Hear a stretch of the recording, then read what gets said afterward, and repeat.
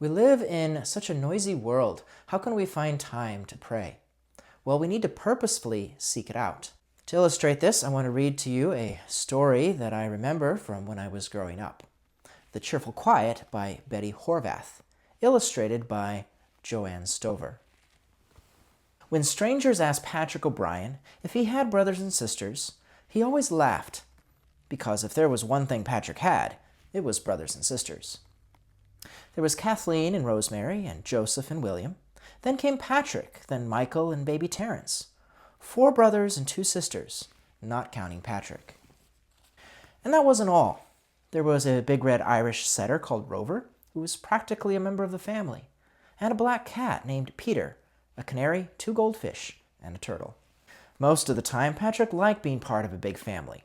For one thing, said Patrick, we're the only family I know that has 2 cookie jars. And when the O'Brien family sat down to dinner, there were so many of them, it was just like having company every night. All day, every day, the O'Brien house echoed with the loud, happy noises of the O'Brien children. Joseph was practicing the violin, and Rosemary was playing the piano. Kathleen was singing. William was hammering in the basement. Michael was listening to TV. Baby Terence was bouncing a ball. Rover was barking, and the canary was warbling in his cage. And probably Peter was purring, but who could tell? Patrick was listening. This is a noisy house, said Patrick. What did you say, dear? Asked his mother. I didn't hear you. I said it was noisy, Patrick shouted politely. Oh, yes, I suppose you are right, agreed his mother. But listen, it's all nice, cheerful noise. You're right, said Patrick with a sigh. But just sometimes I wish I could have a little cheerful quiet. Why don't you try the attic, suggested his mother. Nobody ever goes to the attic. You could be all alone there. Patrick went to the attic. It was dim and dusty there. A light bulb hung from the ceiling. There was an old chair with the stuffing coming out of it, where he could sit and read. He was all alone, but it wasn't quiet. From the room just below, Patrick could hear every note of Joseph's squeaky violin. He could hear every word in the song Kathleen was singing in the kitchen. He could hear the hammer ringing in the basement. Even the thump of baby Terence's ball shook and rattled some old bottles on the table. All the sounds of the house seemed to collect under the steep attic roof, and it was noisier than ever. There isn't any cheerful quiet here, Patrick decided. This is not the place for me. I could build a tree house in the backyard, Patrick thought to himself. Then I would have a place of my own to be quiet in. He got his wagon and walked 6 blocks to the lumberyard. The man gave him a lot of scrap lumber and a handful of nails. For 2 days after school, Patrick sawed and hammered until he had a fine big tree house. We wish we had a tree house, said William and Michael. Maybe we could come and visit you in your tree house. Maybe sometime, Patrick promised, but right now I want to be alone and quiet. And he climbed the ladder and settled down to be quiet. He was all alone. But it wasn't quiet very long.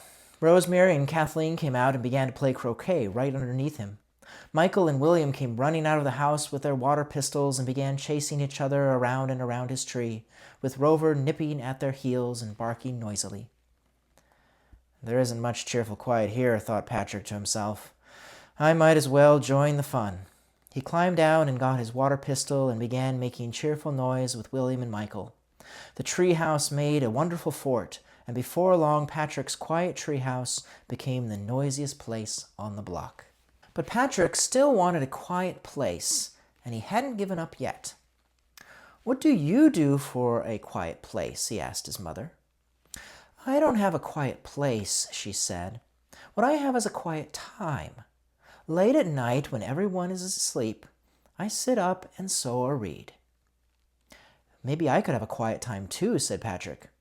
I don't suppose I could sit up late and be quiet with you. I'm afraid not, said his mother. It wouldn't work out right. Rosemary, Kathleen, Joseph, and William are older than you are. If you stay up late, they'll want to stay up late, and nobody will get enough sleep. Think again. Patrick thought again. He thought about it all through the cheerful noises of dinner. He thought about it while he did his chores, carrying out the garbage. and taking Rover for a walk. He even thought about it a little while he did his homework. Then suddenly Patrick disappeared. He had gone to bed a whole hour before his bedtime.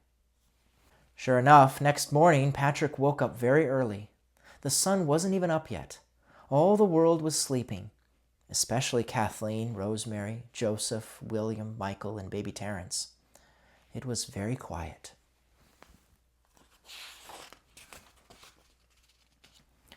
Patrick got dressed and went outdoors. He climbed up into his treehouse and listened and listened. Not a sound anywhere. He watched the sun come up. Then far away a garbage truck began to bang and rumble down the street. A paper boy went by on his bicycle, yawning and thumping papers on the porches. Then the birds began to wake up. First one sang, then suddenly the whole neighborhood was alive with the happy screaming of blue jays and robins and cardinals calling each other to breakfast. Patrick listened a while. Then the door opened and his father reached out and took in the morning paper. Rover bounced into the yard with a happy bark. And full of peaceful quiet, Patrick went inside to face the cheerful noises of the O'Brien family starting the day. We all need a time and place for some cheerful quiet with the Lord. So like Patrick, go and ponder how to make this happen, so that filled with the peaceful quiet of prayer, you can face each day.